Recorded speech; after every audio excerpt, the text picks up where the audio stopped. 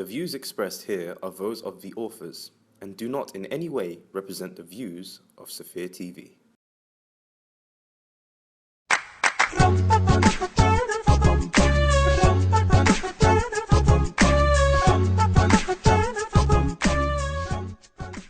alaikum, hello and welcome to another edition of Ladies First. I'm joined here by my wonderful panellists, Saida Sabah, Francesca and Tamara. Assalamu alaikum, ladies. Going back to the issues surrounding Karbala and the month of Muharram, I'd like to discuss the good and evil aspect, as we know that our beloved Imam Hussein was trying his best to do what's right, not what was easy, and spreading goodness and, you know, the opposition that he faced, etc. So in this day and age that we live in, how easy is that? Let's look at the numerous examples we have on the news from our community, I mean our Muslim community as a whole. I'm seeing a lot of evil, a lot of badness happening here. So what lessons can we take from what Imam Hussein did? Is it easy to be good in this day and age? Or is it easy to actually to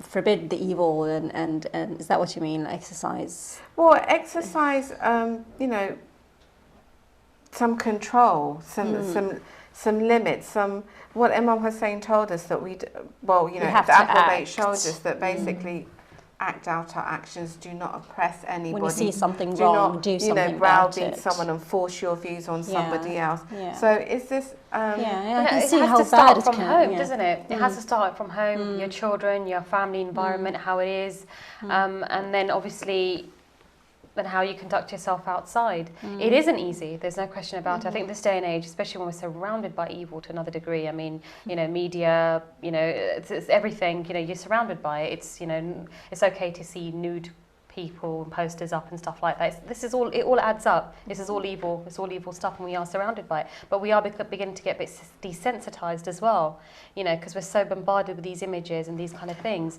But it is difficult to now kind of, we are living in times where it is difficult to speak up against these things because it's become part of our society. But you do have examples of, you know, you have lots of people who think that they're doing what they're meant to be doing, what God would like us to do, when really there's nothing humane about it, there's nothing dignified about it, it's their interpretation. I don't think those people really think that they're doing something bad, for example. So what would we say to situations like that? I mean, there's so many incidences that good people have turned bad. And it isn't because of their parents or their family, it's just their way of thinking that has led them down this road. People find their own pathways in life. Unfortunately, you know, good people do turn bad people turn good as well. You have to just educate as much as you can and highlight these issues and talk about consequences and things that are going wrong as a result of it. Children are being affected because of the bad and evil that they're being surrounded by. You know, generally people will agree. But isn't that an argument a lot of atheists would say, that religion brings about so much conflict? I don't think religion brings about conflict. I think but that's an argument. I think people. We're capable of doing it with the religion and without. So many wars, for example, or so many distractions are brought about by Stalin was not religious. Exactly, the greatest wars have been brought about by those who have been atheist or not believed in the monotheistic religion. So, but I think in terms of, you know, the enjoining good and forbidding evil, there is. I mean, for me personally, when I hear that, I know of some people that with that particular mind actually cause quite a lot of harm to other people, because what happens is an element of pride comes in, and then those people take on this, you know, flag waving, I'm here to save the religion, I'm going to guide you, sister, by completely humiliating you. Attitude. Telling you about your hijab, telling you about the way your clothes the colour of it, Your voice, sister. Your voice, sister, I can hear your shoes. I can smell the comfort perfume. Washing powder that you've got on, whatever it is. Another brand, maybe. Another brand, no favouritism here. But, and I think what happens is there's an element of pride that comes in, and some people, get very passionate about, you know, doing that and taking that out into the world, and it actually causes a lot of harm. And It I does. think with the enjoining good and forbidding evil, I think first of all it has to start here on yourself and how you treat yourself and your immediate family. And I think there's a way that you go about doing things. Yes, there are rules to it. There are. Yeah, It's what's not. your It's not. Don't intention? just go around, you know, spreading your Exactly. Yeah. But your then wisdom there's an everywhere. argument that, you know, shouldn't we do have a duty to go around spreading what duty, we believe but in? remember that, you know, the ahkam that come with it, الأمر بالمعروف والنهي عن المنكر. If you're going to do it, at least do it right. Like you said, start with yourself first of all. Second thing, if you're going to do it, make sure that you're not going to hurt any, you know, you're not going to hurt the person's feelings. Yeah. You're not going to harm them in any way. If you're going to do it, you know, gently. Do it, you know, With wisdom. With wisdom, Yeah. exactly. And love. Draw people in, with love. Exactly. Definitely. But a lot of the time people will say a lot of religions didn't historically draw people in with love and, you know, let's have a little chat and a biscuit. It was, you know, we're going to invade your countries. Well, it's generally opposition. I mean, our Rasul Sallallahu Alaihi Wasallam, you know, he taught Islam with love and with humbleness. But then it was the opposition he had. They were the ones that were being violent towards him. So obviously, in defence, then our Rasul Sallallahu Alaihi Wasallam had to take, you know, the necessary steps and actions to defend the religion and the word of God. So if you talk about it in such a manner, then maybe people begin to understand the history and the roots behind how things have not been. taking things out of context. Yeah, but not just that, but you know, Islam is the fastest growing religion, and there's not Speaks that for many people itself. going around with swords saying, I mean, I know, or a biscuit. let's keep ISIS out of the equation. Or biscuits. It's the fastest growing religion, and that's not because people have turned up on your doorstep with a sword and said, right, that's it, convert, or, you know, we're past those, you know, that those times have passed. So, you know, I think for people, this idea of spreading your religion and things like that, I always think that, you know what, if you're being yourself and you're treading lightly on the earth and you're treating people with kindness and love and mercy, then that is the best form of Dawah. dawah that you can do, and that is what If you set the best example, exactly, people and that's see what that. people are attracted to. And the funny thing is, what you're finding is that with the way media is exploiting all this 9/11, all this stuff happening, what they're actually doing is drawing more interest towards Islam, and as a result, absolutely. people are turning to the religion a lot more than ever. because they're curious. They want Is to religion know. really? Because like my neighbour's not like that. He's a Muslim. Hang on, he's not like that. My friend's not like that. He's a Muslim. Okay, so what's this all But about? then you'll get the Let's read thing that into you it. guys are different, but the rest of them are a bit weird, which, you know, I get at work. Nobody's like you, Ruby. You're just exceptional, but the rest of them are a bit weird. Like, well, no, I'm probably get to weird, know and they're people, maybe. probably Get to know I'm them. probably weird, and they're great. Yeah, go out there and know, you know, get to know them before you judge. So. Yeah. So, you honestly don't think that this idea about religion causing a lot of problems is actually true? It can be misused, Yeah, I just think like that's the everything problem. else. Yeah, yeah. Everything can be exploited. Everything can Well, that's be what the misused. shaitan does, doesn't he? Though that's what how he causes divisions. He'll find a difference and he'll play on it. So to cause, and it happens amongst the Muslim ummah. But it happens, know. you know, think of a knife, butter knife. Well, I can put the butter on the toast or do something else with it. I mean, I think that's the thing. Is it when you get, you know, human beings, everyone has their own motives and their own drives and reasons to do things. Their own level of education as well. You know. But is Yeah. it enough to sit there and just be like, okay, I'm just doing my own thing over here, minding my own business? I mean, don't we have a duty to Of go course and we tell do. people about No, our but it religion? depends because you see How? some, like, you know, Definitely. Oh, so in one it's- of the episodes, Francesca was saying how she intervened when she saw a lady being beaten up by her boyfriend. Now that is heroic. You should really. You don't have to do it. No, you shouldn't if you do it. feel that that is going to threaten your life and is Yeah. going to be harmful to you, then you shouldn't. But if you felt, you know, confident enough to go and approach that person and tell them to stop and not to hurt her, then, you know, that's something, that's a heroic thing to do. So it's something good, something to be proud of. It's Yeah. not something bad. It's how you do it. Yeah. Yeah. Amr bil ma'ruf and nahy anil munkar can turn really ugly if you do it in the bad way. If you go around the streets, you can't drink beer or whatever in the Your pub. skirts You're not allowed your short skirt. You can't wear and- any skirt. That's not the way to I do mean, it. a good few years ago. Oh, but there has been this group of In young East people. London. somewhere in East London yeah. going I mean, there was around. one that was having an outright argument with this Christian woman, a lovely Christian lady, and he was like, "You're going to be in hell after you die, Yes. because she wasn't agreeing with what he was saying.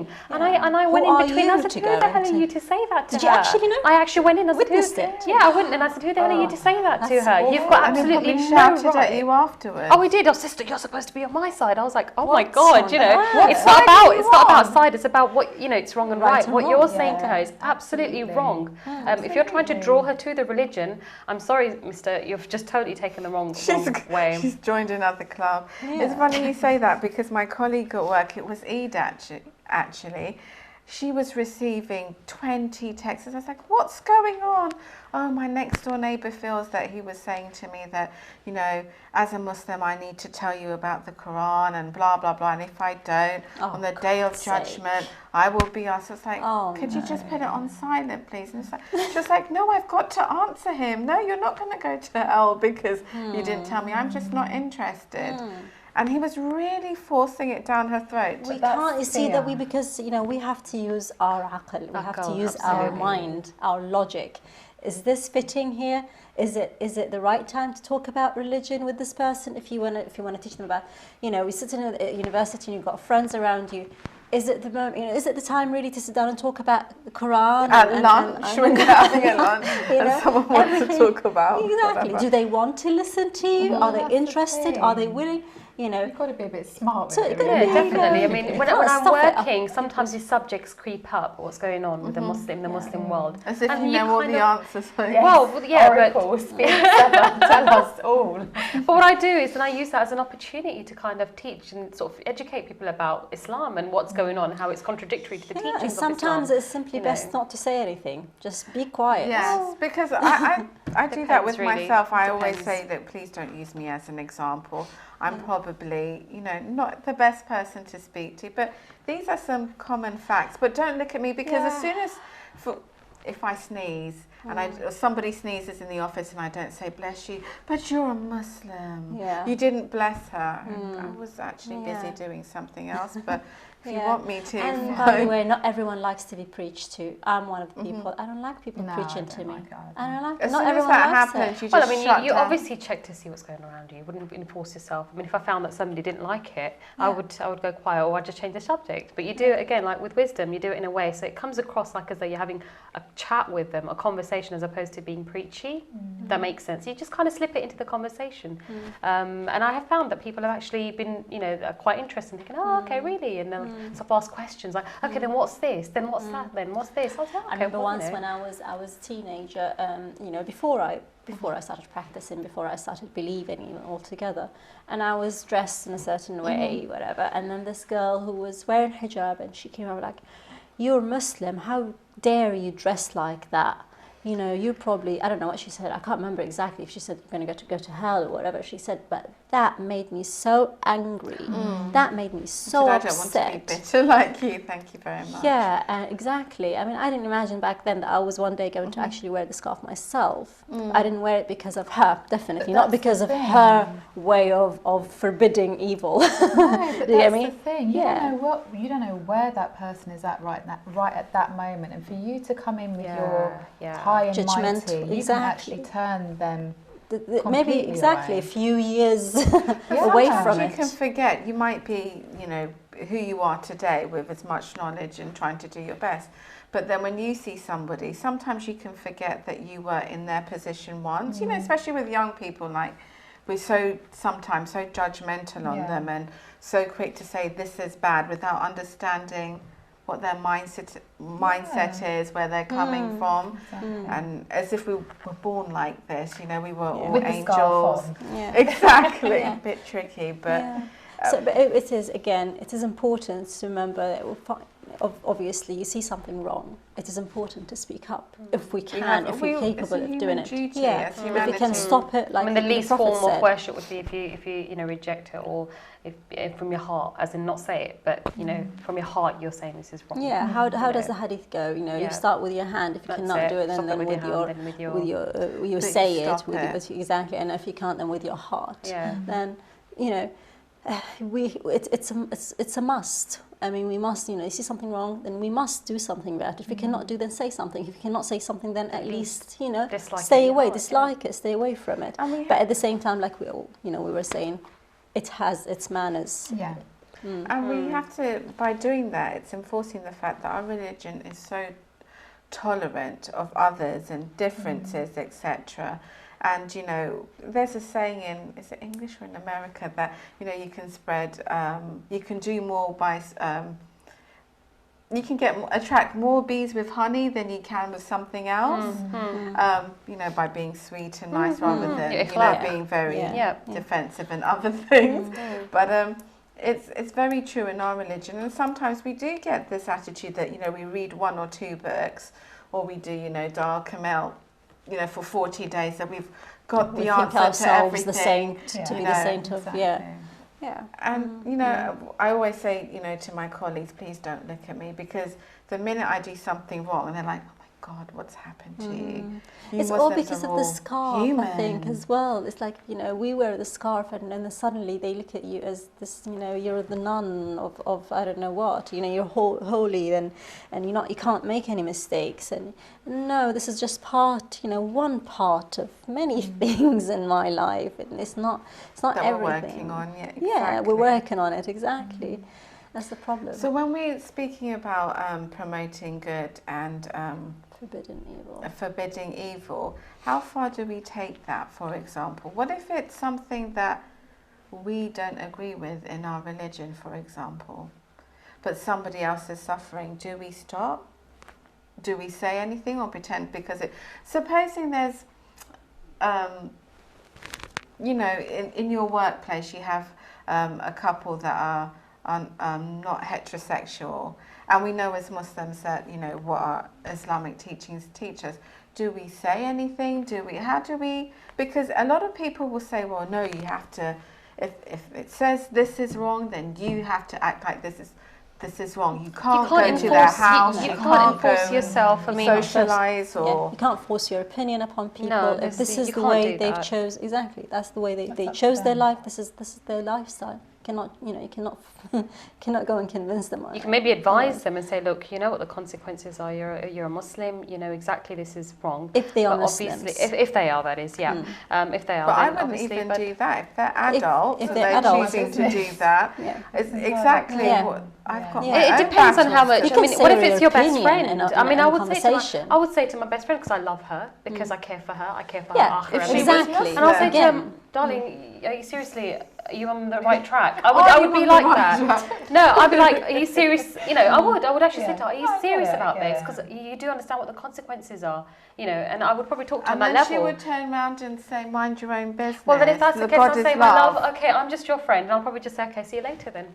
What does that mean, see you I later? couldn't, obviously, I mean, if she's going to get defensive, and then I'll say, okay, fine, I've just done my job that I had to do as a friend to tell you that. So you're going to say it once, or every time you have a dinner, you're going to say, no, I wouldn't say it to her again. I probably wouldn't bring the subject up again after that. I've said it once, that's enough. Up to her, it's entirely her choice what she wants to do after that. But I've done my job as somebody that cares for her, as a Muslim. See, I would have a problem with that. I'm so sorry. People are probably going to hate me and kill me. But there's no way I'm going to go to a grown adult that I've known who is Muslim. I'm hoping he or she has read the Quran and has found that out. These are people that you care I'm not about. I'm going to go, sweetie, how patronising. And by the way, I wouldn't be as patronising as that. But I'm saying these are people that you care about. Yeah, but I mean, I love my friend, I love my brothers, I love my children. But they can't reach out for themselves. No, but again, I just think it is a responsibility. To some extent, I take it as a responsibility. And after that, if they don't want to listen to you, that's entirely their choice. I mean, I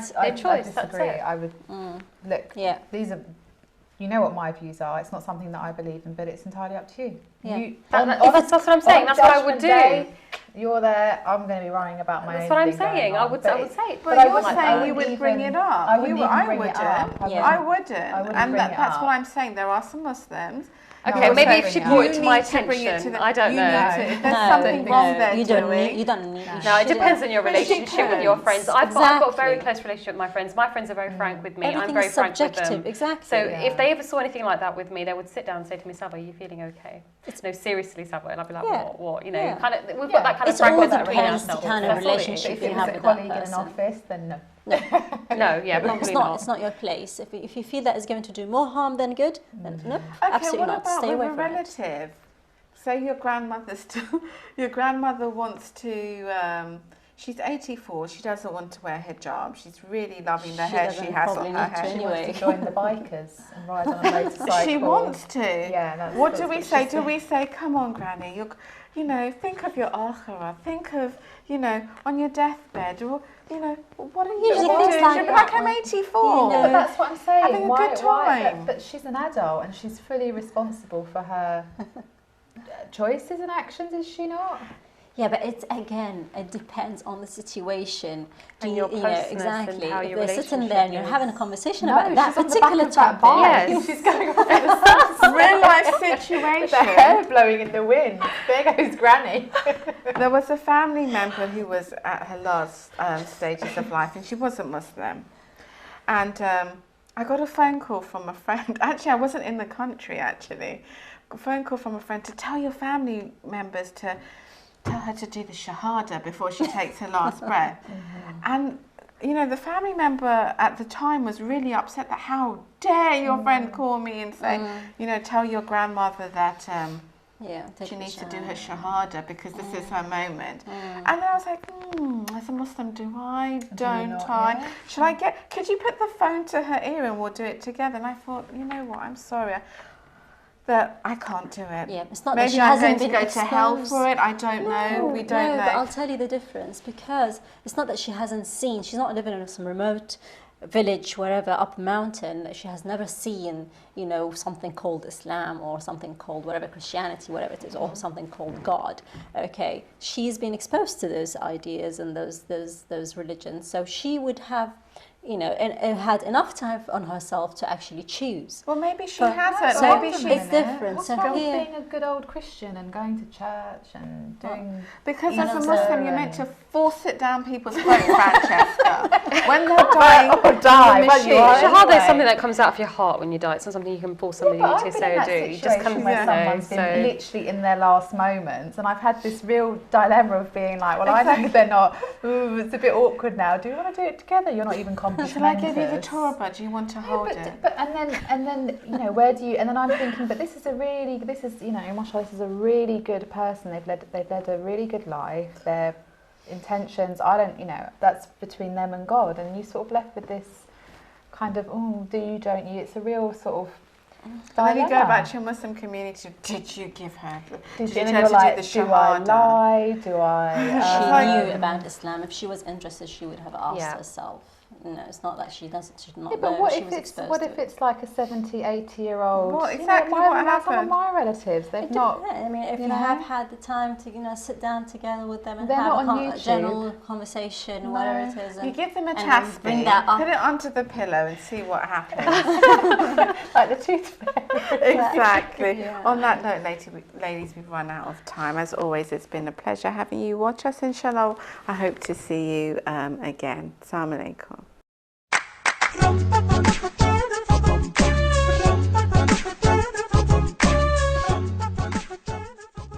If you have been affected by any of the issues raised in Ladies First, then the following organizations may be able to provide help and advice.